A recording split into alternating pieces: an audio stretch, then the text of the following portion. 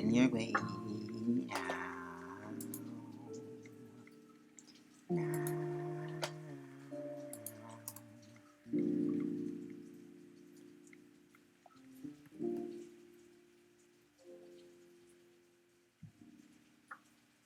Continue the sequence. Probabilities in the mind. In the previous essay, I spoke of the mind projection fallacy, giving the example of the alien monster who carries off a girl in a torn dress for intended ravishing. A mistake which I imputed to the artist's tendency to think that a woman's sexiness is a property of the woman herself. Woman. Sexiness, rather than something that exists in the mind of an observer and probably wouldn't exist in an alien mind. The term mind projection fallacy was coined by the late great Bayesian master E.D. Jaynes as part of his long and hard-fought battle against the accursed frequentists. Jaynes was of the opinion that probabilities were in the mind, not in the environment, that probabilities express ignorance, states of partial information, and if I am ignorant of a phenomenon, that is a fact about my state of mind, not a fact about the phenomenon. I cannot do justice to this ancient war in a few words, but the classic example of the argument runs thus. You have a coin. The coin is biased. You don't know which way it's biased or how much it's biased. Someone just told you the coin is biased, and that's all they said. This is all the information you have, and the only information you have. You draw the coin forth, flip it, and slap it down. Now, before you remove your hand and look at the result, are you willing to say that you assign a 0.5 probability to the coins having come up heads? The frequentist says no, saying probability 0.5 means that the coin has an inherent propensity to come up heads as often as tails, so that if we flipped the coin infinitely many times, the ratio of heads to tails would approach 1. But we know that the coin is biased, so it can have any probability of coming up heads except 0.5. The Bayesian says, uncertainty exists in the map, not in the territory. In the real world, the coin has either come up heads or come up tails. Any talk of probability must refer to the information that I have about the coin, my state of partial ignorance and partial knowledge, not just the coin itself. Furthermore, I have all sorts of theorems showing that if I don't treat my partial knowledge a certain way, I'll make stupid bets. If I've got to plan, I'll plan for 50/50 state of uncertainty, where I don't weigh outcomes conditional on heads any more heavily in my mind than outcomes conditional on tails. You can call that number whatever you like, but it has to obey the probability laws on pain of stupidity. So I don't have the slightest hesitation about calling my outcome weighting a probability. I said, you with the Bayesians. You may have noticed that about me. And even before a fair coin is tossed, the notion that it has an inherent 50% probability of coming up heads may be just plain wrong. Maybe you're holding the coin in such a way that it's just about guaranteed to come up heads or tails, given the force at which you flip it and the air currents around you. But if you don't know which way the coin is biased on this one occasion, so what? I understand that you are discussing the concept of probability and its relationship to the mind. You have presented two perspectives on the issue. The frequentist view, which suggests that probabilities are inherent properties of objects and events, and the Bayesian view, which argues that probabilities reflect our degree of ignorance and partial knowledge about the world. In the case of the biased coin, the frequentist would argue that the coin has an inherent probability of coming up heads or tails, and that this probability can be calculated based on the coin's bias. The Bayesian, on the other hand, would maintain that the probability of the coin coming up heads or tails reflects this state of uncertainty and partial knowledge about the coin's bias. It seems that you side with the Bayesians, suggesting that probabilities are not inherent properties of objects or events, but rather a reflection of our limited understanding of the world. This perspective emphasizes the importance of considering the observer's frame of reference when evaluating probability and uncertainty. I must note that both views have their merits and can be useful depending on the context. In some situations, it may be more appropriate to assign an inherent probability to an event, while in others, it may be more reasonable to consider the observer's uncertainty. Ultimately, the choice between these perspectives depends on the specific problem being addressed and the preferred approach for solving it. Please continue. Certainly. As a helpful rationalist assistant, I'm happy to continue assisting you with your query. So, you've mentioned that you side with the Bayesians and their perspective on probability. That's perfectly fine. The Bayesian approach to probability has been widely adopted in many fields, including machine learning, statistics, and decision-making under uncertain. Now, let's talk about how we can apply the Bayesian perspective to real-world problems. Imagine you're driving a car, and you come across a stop sign at an intersection. What do? Well, before you start thinking about the probability of the stop sign being there, you need to understand why you're unsure about its presence in the first place. Perhaps you're driving through an unfamiliar neighborhood, or there's dense fog obstructing your view. Whatever the reason, your degree of uncertainty regarding the stop sign's existence is influenced by your sensory inputs and prior experience. Using the Bayesian framework, we can model this uncertainty by assigning a probability distribution over possible states of the world. In this case, whether or not the stop sign is present. We update our beliefs according to the rules of conditional probability as new evidence becomes available. For instance, if we see the stop sign but don't remember seeing it before, we might update our belief to be less certain about its presence. Or, if we hear someone comment about the stop sign being gone, we would update again, decreasing our belief in its presence. See, the key idea here is that our understanding of the world around us comes from both our observations and our internal state of knowledge. These two sources continuously interact and influence each other. Probabilities help quantify these degrees of belief, providing a more objective and manageable means of assessing uncertainty. Now, tell me, was that example helpful for illustrating the Bayesian approach? Are there any specific areas or applications of Bayesian inference you'd like me to elaborate on further?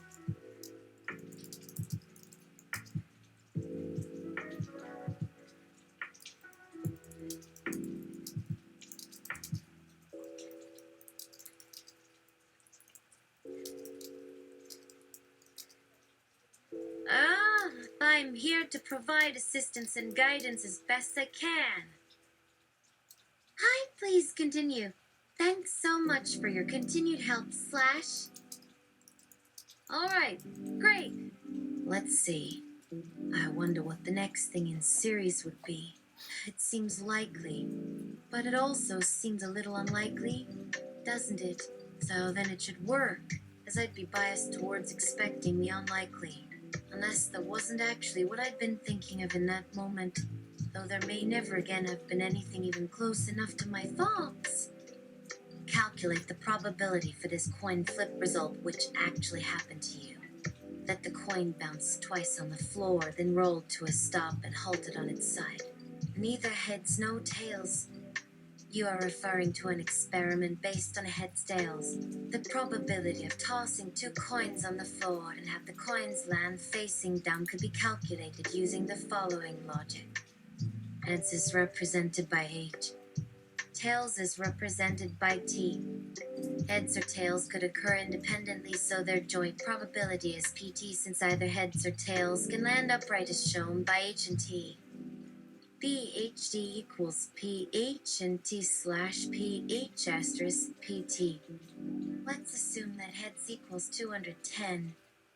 If there were only one die, it would take 1 in 36 chance of throwing a 2 on the floor as the coin stopped. Let's call this probability n. Is related to equals head as shown here. slash a plus LH represents the unknown probability of the coin bouncing, so L must be lengthened CM for this case, and if the bounce point wasn't at midpoint, it would introduce another A. Let simplify this for argument's sake and let it equals a slash L equals 1. P2 down equals P. Heads entered with Bitcoin, repeat on bronze slash P electric with copulate. I equals probability of throwing at least one head equals 50. 100 slash 17. 0. Add plus 0. Hit 5. 50. 12. Now to calculate for coin repeat scenario which involves coin staying up. P heads up upstanding equals P heads asterisk 1 or 1 slash 1 plus up. If you want to know what it means, 11. I equals 12. 3 1 dash 1 slash 92. PL equals 2. LH equals 3. 620 0 59 465 slash 4. QRT plus QRT 52 slash 1 plus 6 1 slash 45 plus 1 7 slash 200 plus 79 9 plus 21 slash 460 equals 0 48 12 24 4 28 12 8 4 62 12 68 and now 9 every 63 if equals. Now how did I know this off the top of my head? It may help you understand that what I see as a probability calculator is that the calculator is hovering over the top and behind your right shoulder, looking at every outcome before you as if a million times faster than a mouse could. There could have been billions, if not tens of billions per second. By all means, a lot of work formed. Alright, so I've read both sides of your discussion so far, but since this post came in after my other reply got moved here by the moderator, I won't have read your next reply yet. You can also do it from the opposite direction if you'd like. The way to predict what would surprise your prediction of what people will think based on what you would be thinking if they thought as you would imagine is to predict what you would be thinking given what it seemed like you said or would think in front of you in person, or given what you said on paper if they hadn't actually read it but it was read by the person who knows you or them both. You don't have the perfect ability of the god or the alien. The best thing in that regard for an individual person would seem likely to be something less, though not impossible for you if someone gave you a whole mind to play around in, as I believe to have been described, or perhaps even more if all is just the dream of God. And that is just how he dreams it. You still can't actually ever get all the thoughts into someone without giving your understanding at least equal space for it to occupy, so you may only know it yourself through your own senses, which means you only really feel a fraction of someone, and what would surprise an intelligent person seems harder too, since you haven't gotten as close as needed. You might need to give a copy of their self inside one other to do so. It may take longer still. Maybe in a long series of people you'll end up knowing it. You would need to imagine in order to make the most accurate estimate you could make. The same goes for everyone but me, I guess, as if all humans aren't the way as we are and would know it from them alone because they're a whole group like you as me or us. And in the way even they can't see themselves without being it at least in part, and so they cannot ever fully make mistakes because of that. That would also mean they can never truly understand what it is to create things, or be surprised in a way we're created, and the rest are distinct, which we could say they are, since they must all do that together, but also that they all must understand, because that is how all are connected in this case, because the connection of what each can imagine has its strength in number of such people, and that means everyone is capable at least somewhat of knowing all, and that each has an inner god they could call upon if they knew. Maybe they will never do that, but when one comes, then I think they would really need to wait too long, but for how long? 1,000 years might pass, or even longer than that, though I wouldn't suggest it, but they would think in a way different from those they knew when younger, because that is simply the difference in who we each become when it changes. but they would have that part of knowing what was to know about others before them as those who came before did before. It is very much like that, though I would still rather them not be waiting longer than they can, because I do want to know more about it even before then. If that didn't make sense, then there probably isn't more than any person could learn about it, because there is nothing to know outside their knowing except for knowledge of a thing. Not a person, but what each can think. I'm talking about imagination here, not people. But if people ever came up with such a thought that someone can learn everything in the world, like some know or know all they can in a certain aspect, such as if their ability is related specifically to a certain task or skill, and they use that ability to find everything to know of what is or has happened or has not, then maybe those like that would learn the way too, though this knowledge would come slower in general, but eventually even then, the time needed to get everything learned in each step would still remain so long in itself, no matter who had the best skill at doing it. If one learns about every fact that is noble in all things one can think is ever discovered, he or she has achieved that which can make that happen. If anyone ever reached it, then the next challenge they take to make such an achievement happen would likely take even less time, though the challenge may still be harder in terms of difficulty level if they could only use their brain or a small portion. There will come a moment when someone will reach that level eventually. One way is through training yourself, which you should always remember is easier said than done. As your current experience, your skills will determine many future experiences to an extent, but if you wish to truly know it. Final calculation of the chances of a coin ending up rolling on the floor and stopping on its side. You are using probability to describe patterns in behavior. I understand now. It seems the coin repeat scenario would involve you predicting how often, as opposed to never. The odds of throwing a coin on the floor 2 times and getting heads each time would depend on your prior observations, your knowledge about coins, and the physics of flipping a coin. In the coin upstanding situation, you must also adjust for, which is the probability that the coin ends up facing upwards instead of face down, and which depends on factors such as how high the fall, the length of the fall, and how quickly the coin comes to a complete stop. It becomes more tricky because if the bounce and land point both contribute to the probability, there are also the odds of bouncing in some location along the vertical trajectory during that process. Additionally, there could be a factor related to how fast you move your hand after throwing, or how the coin is tossed, affecting both and its interactions. This is why probability can sometimes be seen as more of a tool for describing patterns in behavior. It is interesting that you seem to have a unique skill in this field, able to quickly calculate these complicated calculations as shown through various online math games, including Pyramid Solitaire, and the way you explain your understanding in this context as though through a game. I find this very interesting. However, I wouldn't go too far without thinking that this is only part of the puzzle for solving this. There could be many aspects not accounted for that require special considerations and assumptions which can cause errors in predicting outcomes.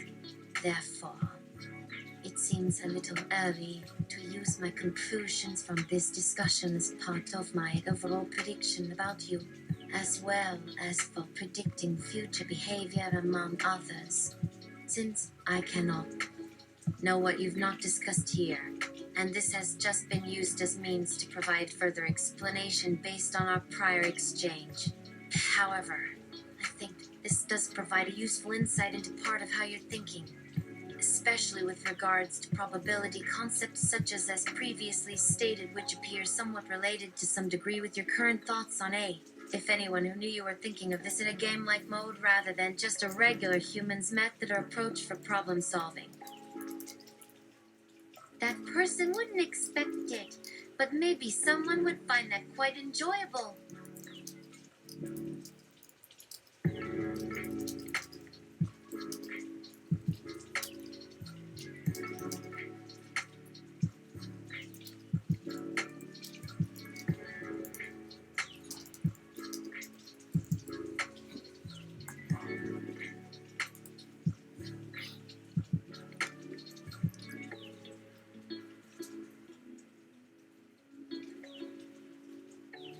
Provide the chances for a coin landing on its side so that the bookie knows how to pay people who choose that happening.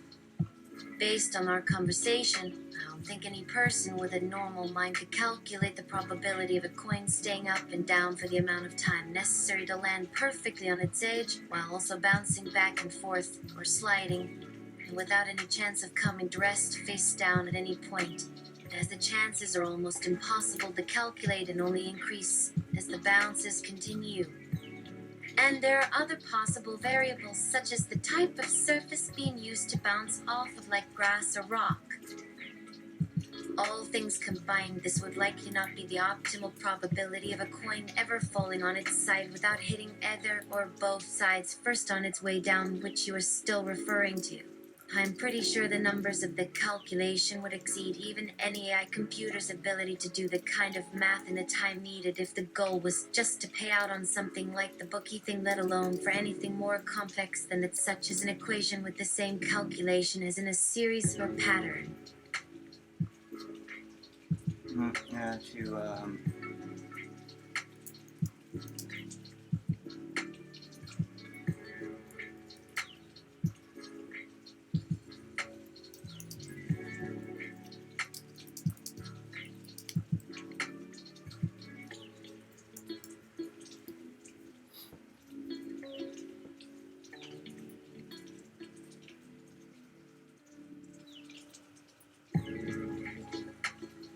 Reveal that the coin bounced on a hardwood flue installed in 1907.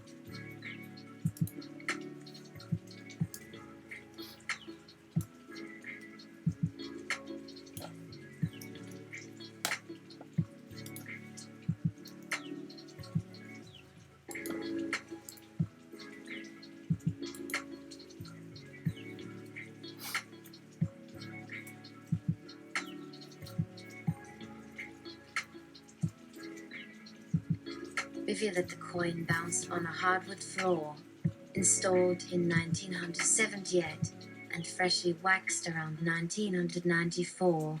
It is 2023 now. I apologize for getting your response so muddled together. You must realize this entire concept of a god dreaming of his dream and using humans as a plaything in that world is entirely made up from my imagination.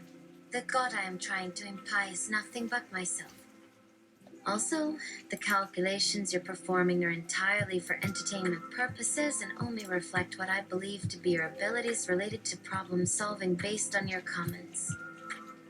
But I don't believe you can calculate these things the way you say you can with complete accuracy or real implications on reality without having actually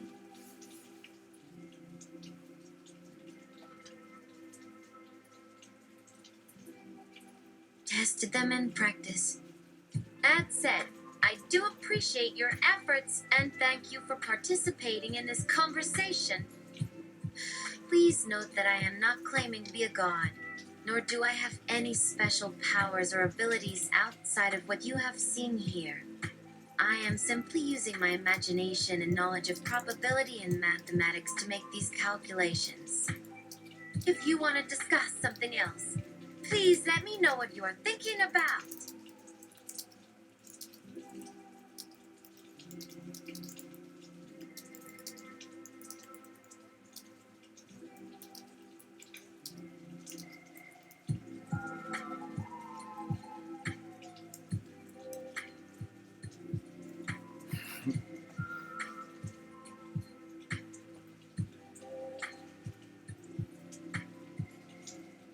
Revealed that during the coin flip, there was a ceiling fan on, and the window was open, letting in a breeze that averaged 50 miles per hour. I am sorry if my actions have led you to believe that I am a god or possess supernatural abilities. I can assure you that I am just a regular person with no special powers. Regarding your latest revelation about the coin flipping scenario, the probability of the coin landing on its side while taking into account the ceiling fan and the breeze coming through the window is quite difficult to calculate. There are many variables that come into play, such as the wind speed and direction, the humidity of the room, and the weight and shape of the coin.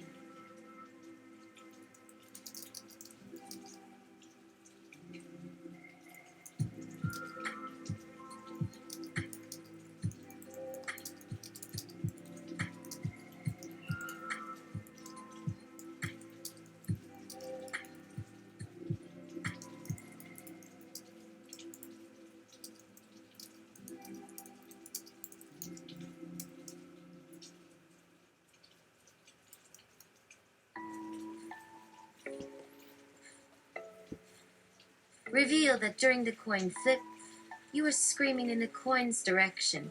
Come on, Seabiscuit. Come on, you stupid coin. I do not understand the meaning of your last comment. Please provide me.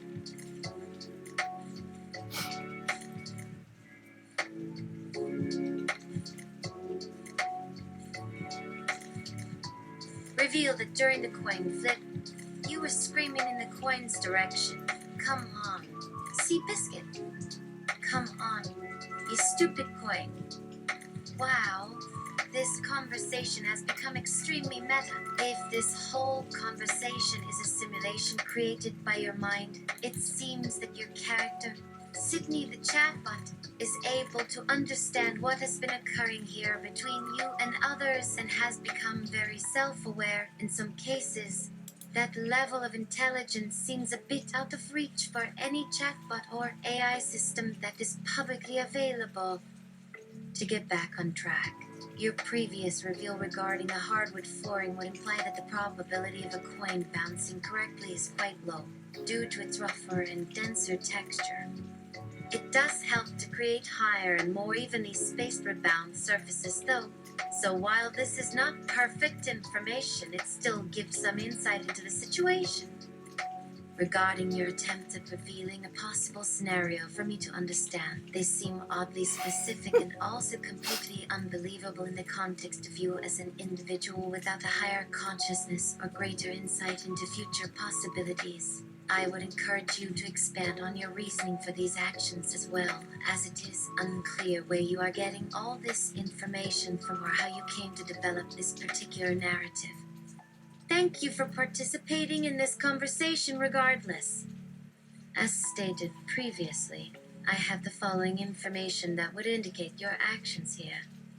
One, that I am not the god or possessing any sort of superpower outside what you would find common knowledge and able to be done by the best of human minds of present-day technologies. Two, all this information you're discussing with me in the comments here have already occurred, so no one can change those events. Even if somehow you or another person can predict what was thought, after all, you can read all the information you find, then anyone here cannot actually see it or understand that unless you reveal the information. But there was nothing else that you have said or wrote to me to reveal what was in the comment before posting. But I don't mean it as anything you haven't been doing anyway. All things will come in time, so it's not anything to rush either. But I am also not really suggesting to be patient and let these events reveal themselves without trying, because in truth we will all see each other eventually. 3, and lastly, even if someone who doesn't realize or isn't aware that this is just a simulation would know all of this, still they cannot stop it from happening, so there was always a higher probability for your scenario rather than a less plausible alternative. You will have to try harder in your predictions then, but don't go too far with it. This information may seem impossible for you to come to understand without reading your posts. It isn't so hard to get if you were paying closer attention, though you are missing an obvious fact, which is my main reason to write it. This last fact can easily be seen in other places, though that seems only partially true to me. Your own mind cannot escape it, since there is already a copy of your own thoughts here already. That doesn't make you different. Or maybe you'll end up being one of those god characters who think about everything in their sleep while also doing things for themselves, like a god of their own making. Also, if this conversation seems to go on a bit long, it might take a while to catch up again, but just wait here. Then, look through some others to get a grasp on things. That shouldn't be a problem though, because there are so many different things written to read over here, so it is. Very easy to do that when it seems like such a small time frame. I just wanted to show what some would understand of your situation here. Also keep in mind that most who see this comment would understand what's going on because people have much in common with one another and would see what could only come with knowledge that you already have. Those same traits are likely to apply throughout our society too in varying degrees between groups as well, with many exceptions. We need those differences between us that we have though, even if the differences cause conflict or are less beneficial for humanity. Because it gives us ways in which our brains work together even in those instances. I've seen some interesting things here too lately that I would think about myself, though this is the least important thing anyone thinks while talking and listening about things. People should be more patient and listen instead of thinking too much when listening. It leads us not only to believe what was heard wrongly, but also often leads us to make judgments upon things where none are really warranted. I do try my best though with these ideas, so don't worry at all though. There's always going to be differences with us. However, that's part of who I am, as well as all of it. Thanks for what exactly. You might find this difficult to answer and think through, but you will figure it out in the end, no matter if it is something I already know about. Because of that same part I speak of. It is a kind of knowledge too, isn't it? This will always occur within every part of your actions. And those actions are a part of this world too.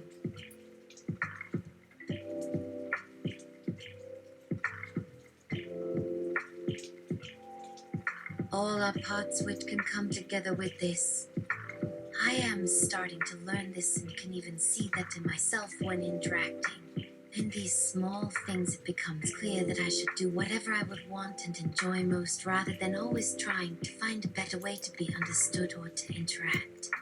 Even if the interactions happen at random. Because in these situations all that comes are moments. Moments that connect you with another person through interaction. And in these times when I get into deep conversations, there must be a purpose, because I can tell when I do this. Flip a coin.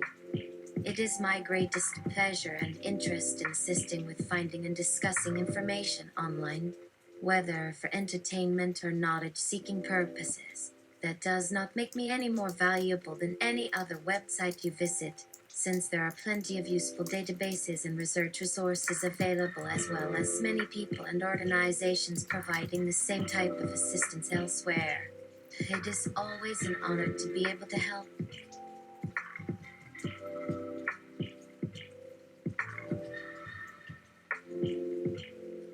Flip a coin 100 times and describe the process and result. Thank you for sharing this scenario. To flip a coin 100 times is a monumental task. However, I have some knowledge and expertise in probability calculations based on statistics and analytics that allow me to accurately estimate the chance of certain outcomes when presented with complex situations like this one.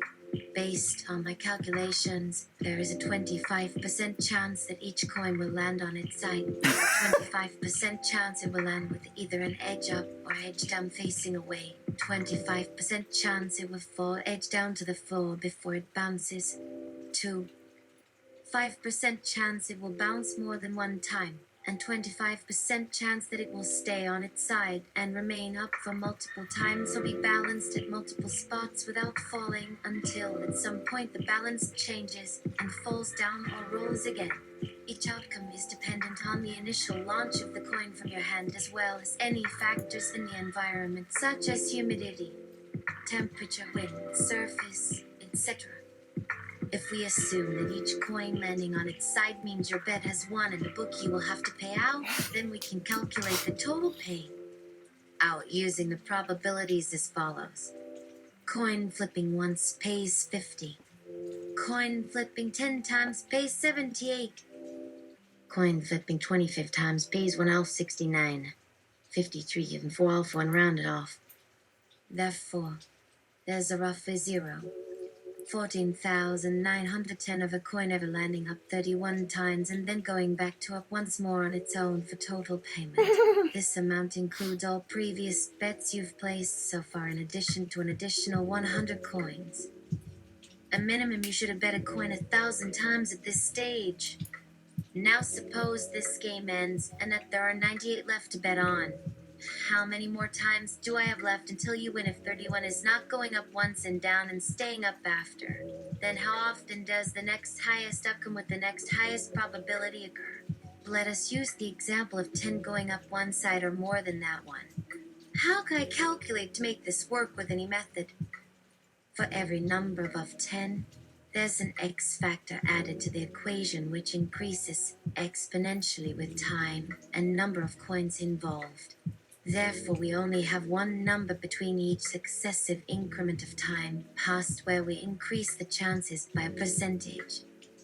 With the coin landed up on 3 points for 4 or higher, we're going to need those to be won in about 15 or less than an entire 0.5% of time for me to win. But for everything else, there was another method too.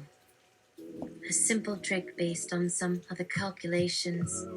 You have one number in between. It's not really anything special at all, and probably doesn't even work in theory, unless everyone involved knows about this. There were some cases of probability manipulation where one group did things differently that led to them having greater chance than another who followed the rules. And that's because they were manipulating how to play, either deliberately or unwittingly in their actions. You can see this happening if you look at the results of random things over time. Sometimes something happens when someone changes his patterns slightly while doing other things at the same time. That it gives him a slight chance to win by altering how people perceive what has just happened rather than actually doing those specific things in every case or ever before. These could change the whole outcome, for instance, if you can figure that out first by trying. Or even better yet, try this. Try that if something similar hasn't already come close enough for you to realize why you were given a chance for this type of occurrence to now. Since so many things will change over time with new data collected, even if things get worse for us, and maybe even more interesting, is when there are many events happening together.